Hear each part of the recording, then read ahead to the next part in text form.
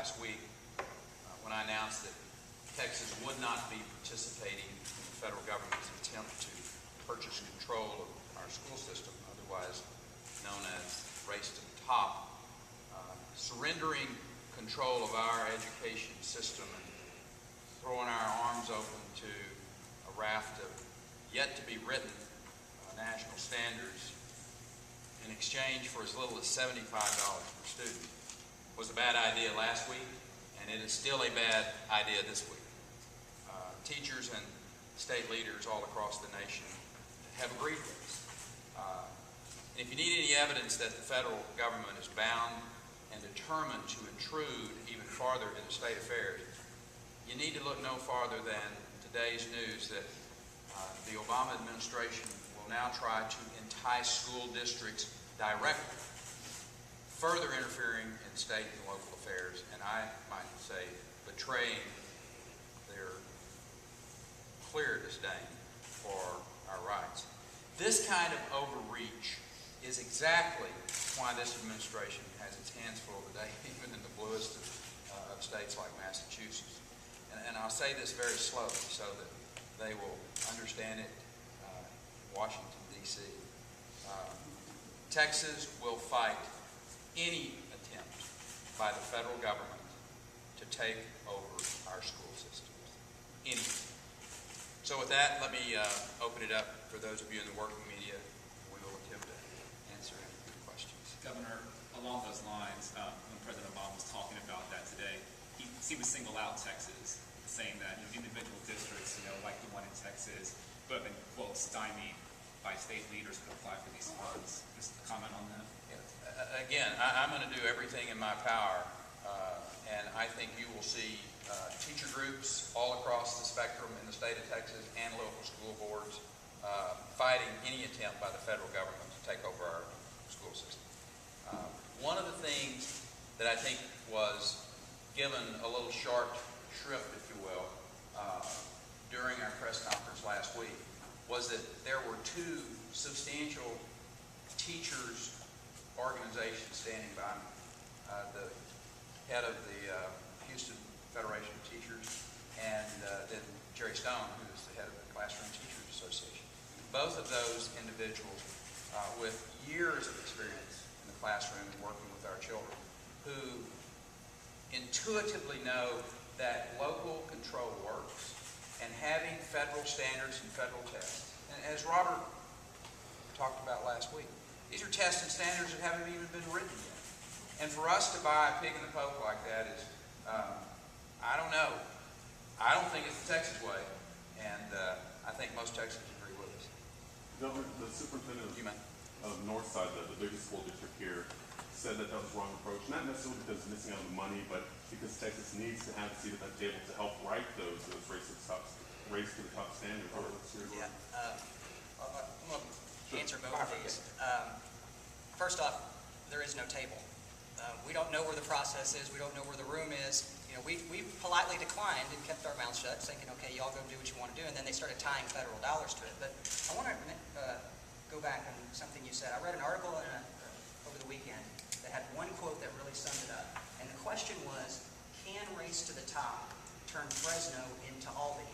And Albany ISD is a Texas school district. That's a stellar district. We have more Broad Prize winners in Texas than any other state, including Houston and Brownsville. So I would question why the administration would say that if we hadn't come so far in Texas in our reform. And speaking to the Northside superintendent, I understand, and I've talked to him, I would love to be able to deliver all that money. It's really tempting. But what you give up, you're giving up for one-time money, permanent control of your state curriculum standards for a one-time cash payment of $75 a child. That's enough money to run the Texas public school system for 2 days. And you're giving up control to the federal government forever. So if Texas decided at some point, hey, we've had enough of this standardized testing, we'd like to back off on it a little bit, we would not be able to do so unless the federal government said that's okay. In response to that, he's saying that it's not about the money, it's about helping to formulate those standards. Like you said, they're not written yet. He says if you opt out, we're not going to get a chance to even have a say in how those standards formulated. We won't be engaged with having to deal with those if we opt out. So I think that's our bottom line, is that giving this administration any indication that the state of Texas is going to sacrifice our sovereignty for some money coming out of Washington, D.C. We have sent that message on a number of occasions, and we will continue sending that message. Is there, This is different from No Child Left Behind. Oh, substantially different from No Child Left Behind. I mean, I'll let Robert, who's the expert on the difference between the two, share it with you, but Yeah, No Child Left Behind specifically prohibited the federal government from creating national tests, a national student identifiable database, and that's still law today. So they're violating federal law by using this grant program to circumvent the funding that would normally come through No Child Left Behind. So the idea that Congress had was that the federal government would not be in this business. Now they're going to turn themselves inside out and say, oh, these standards aren't mandatory, they're voluntary. Well, I would suggest that if they're spending over $5 billion to develop a test with no consequences and standards that are purely voluntary, they're wasting a heck of a lot of money. Robert, is there anything under the way current state guidelines are that if Race to the Top was expanded and individual districts could apply, would there be anything to stop individual districts in Texas from applying and receiving those funds? Common sense. I think that if I were a school board member and I was asked, when they look at that application that I looked at and they realize that for a one-time cash payment they're going to hand their district over to the federal government, I think they'll take a second guess. Governor Perry, you said that Texas will fight any attempt, so if an individual district, let's say, hypothetically speaking, north side, decides, yeah, they want to fight that money, what is Texas? look, I think to get into the what-if game here and speculating is not a particular manageable process, and one that I'm not going to engage in. We've made it clear from the state side. Again, I think Robert gave really good advice that once school boards and those administrators really take a look at this, my instinct is, and this is not to call anybody out, but my instinct here is that all that folks who are contemplating this have done is looked at the money, and they said, we could use the money without looking at the implication to their school district. Like we did the same thing with unemployment insurance to take a short-term amount of money that could have been comforting for that short period of time, and then the long-term impact on small businesses was $75 million a year into perpetuity. And business owners and associations stood up with me last year and said, Governor, that is good, thoughtful public policy to not take that money, because the long-term impacts are far outweigh the short-term comfortability that may come with that dollar. So anyway, one more question?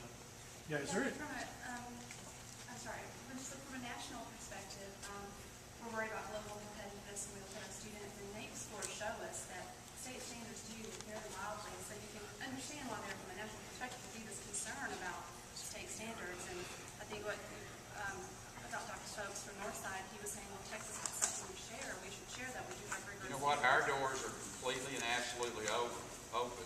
As a matter of fact, whether it's economic policy, whether it's education policy, I would suggest to you Washington, D.C. could look at a lot worse places than Texas. They might see some economic policy that would surprise them. Don't spend all the money. Cut the taxes. Put national tort reform into place. All of those are great examples. I mean, I would love to get into a debate, matter of fact, I think I am, about Texas versus the rest of this country, whether it's economics or whether it's education, and what we have put into place. And when you're seeing our dropout rates going down, when you're seeing our NAEP scores going up, when you're seeing our economy doing what it's doing, when you see the Wall Street Journal and Moody's economy, the Economist writing stories about that Texas is the place that people want to live today because there's something special going on here economically, and part of that economic calculation is always about having a skilled workforce. Skilled workforce says that you have an accountable public school system in place. So I would love to get into that debate and talk about who's got the